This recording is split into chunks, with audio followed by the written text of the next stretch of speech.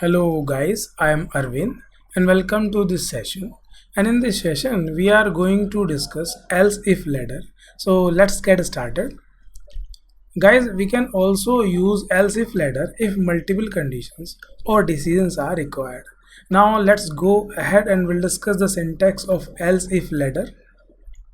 Guys, this is the syntax of else if ladder, and in the else if ladder, if this condition 1 is true, then it will execute statement 1, and if this condition 1 is false, then control will go to the else block and will execute this condition 2, and if this condition 2 is true, then it will execute statement 2, and if this condition 2 is false, then it will go to the else block and will check this condition 3, and if this condition 3 is true, then it will execute statement 3, and if this condition 3 is false, it will execute statement 4 from the else block.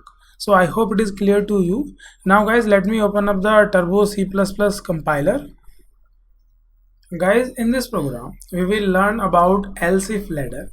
So we have declared an integer variable n, and we are taking input from the user with the help of scanf function for the variable n, and if this condition is true, then it will execute this statement, and if this condition is false, then it will go to the else block and will check this condition, and if this condition is true, then it will execute this statement, and if this condition is false, then it will go to the else block and will check this condition, and if this condition is true, then it will execute this statement, and if this condition is false, then a statement from the else block will be executed.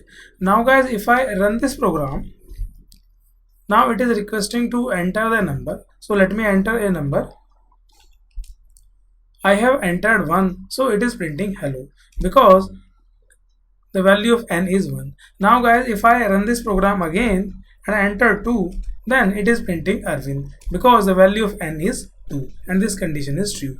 Now guys, if I run this program again and will enter 3, then it is printing Kharwal.